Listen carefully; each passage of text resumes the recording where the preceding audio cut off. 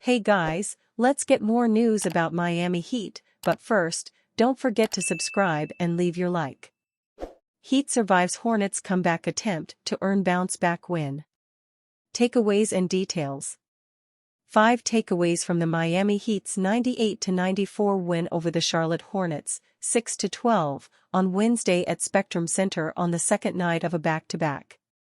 The Heat, 8-8, now returns home for one game to face the Toronto Raptors on Friday at Kaseya Center, just 24 hours after a bad home loss to the Milwaukee Bucks. The Heat took advantage of an undermanned Hornets team to escape Charlotte with a bounce-back win.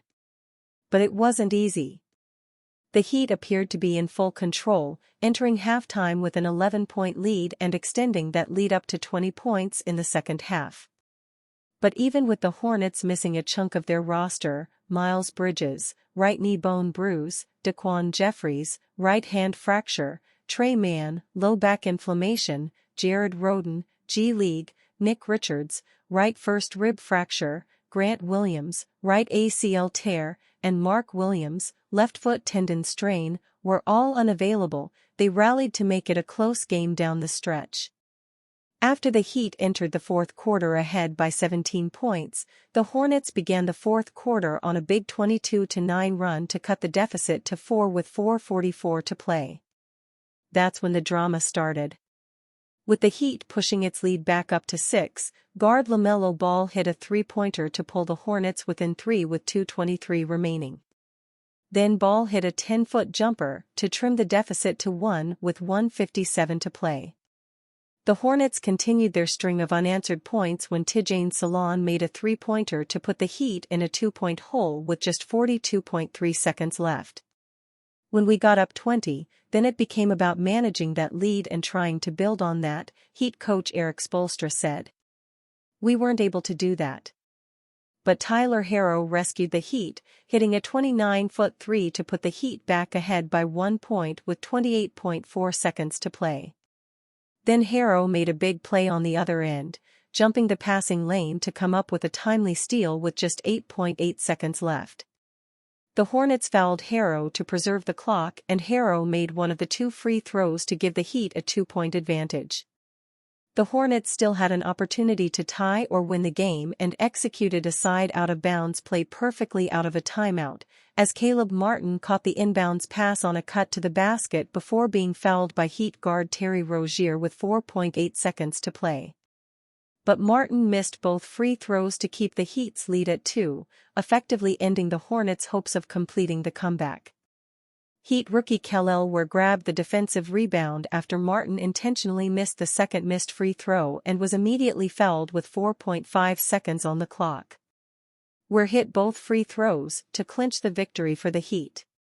The Heat won despite committing 22 turnovers and allowing the Hornets to grab 16 offensive rebounds that turned into 27 second-chance points. Miami also got just 14 combined points from its leading duo of Bam Adebayo and Jimmy Butler. In fact, Butler did not play in the fourth quarter as he sat on the Heat's bench with a heating pad on his back. Spoelstra said Butler was held out of the fourth quarter because of a tight back. The Heat instead turned to Herro, who scored 12 of his team-high 27 points in the fourth quarter while delivering in clutch moments. He also added 8 rebounds and 5 assists in the win. He's a shot maker, he's not afraid of the moment, Spoelstra said of Herro. Duncan Robinson scored a season-high 22 points for the Heat with the help of 6 of 9 shooting from three-point range. He scored 13 points in the first quarter. I was trying to inspire a little bit, Robinson said of his hot start. Was talking a little bit, which helps kind of get everybody going sometimes, get myself going. So it was good. The Hornets struggled to make shots throughout the night, shooting 37.8% from the field in the loss. But Charlotte came alive in the fourth quarter, making 9 threes in the final period to put together a valiant comeback attempt. Ball totaled 32 points on 11 of 35 shooting from the field and 7 of 20 shooting on threes for the Hornets. He scored 17 points in the fourth quarter. Heat notes, Rozier, NBA Cup, Ware, Larson, Love. Terry Rozier returned Tuesday after missing 2 games with discomfort in his right foot, but he wasn't in his usual spot in the Heat's starting lineup, writes Anthony Chang of the Miami Herald. Rozier came off the bench for the first time this season, and just the second time since being acquired in a trade with Charlotte midway through last season. After scoring 17 points in 21 minutes in a loss to Milwaukee, Rozier said he's willing to accept the new role. "It's who finishes the game. It ain't who starts," he said. "I think a lot of people want to start in this league. I've started for a while, and it's not final. Like Coach said, it's nothing against me. It's just trying something new, and I'm going to roll with it. It's a little adjustment that I'm willing to make as long as Coach needs me to." Miami won both games when Rozier was sidelined while using a new starting lineup with Duncan Robinson joining Tyler Herro, Jimmy Butler, Haywood Highsmith and Bam Adebayo. Coach Eric Spoelstra has decided to keep that unit intact, even though Chang points out that it has been outscored by 21.4 points per 100 possessions over the 3-game stretch. "I feel for Terry because, well, one, he got hurt. And we're at the beginning of a season right now where we're searching," Spoelstra said. "So the starting lineup is not an indictment at all on him.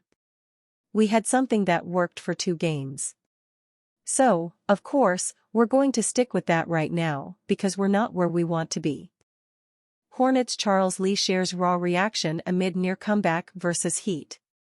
The Charlotte Hornets lost a tough one against the Miami Heat 98-94. The Hornets were down by as many as 20 points throughout the game, and it seemed like LaMelo Ball's hot streak of 30-point games might not be enough to keep things close in the fourth quarter. Yet the run came from their star player despite the deficit, who dropped 17 in the fourth quarter. The rest of his teammates chipped in with big moments as well. That run made things tight enough that it was high-level basketball for the final 2 minutes. It's safe to say that Hornets head coach Charles Lee was a fan of his team's fight to bring the game back within reach and even take the lead in the closing seconds. The standard Hornets motto of "never give up." "We are never out of a game because of our fight, because of our talent. This group continues to just impress me. No matter what kind of lead or how the game is flowing, they just keep grinding, and they keep believing in each other. That's why I believe in them, and I know we're never out of the game. We figured out what kind of spacing we needed to get to. They were playing a good amount of zone, so we figured out how to get to some type of zone offense. I thought the guys executed pretty well. Defensively, I thought there was a lot of attention to detail. Give Miami credit, and give Tyler Herro credit, I thought he hit some tough buckets when it mattered. For the most part, I was really happy with how the guys played tonight." Herro scored 12 of his team-high 27 points in the fourth quarter, including a late triple for the lead. The Hornets are still a young team with a young head coach who is figuring things out about his players on a game-by-game basis. So, seeing a fight in a game where he could have pulled the plug early is a good sign despite the loss. And you, fan? What do you think of the situation of Charles Lee?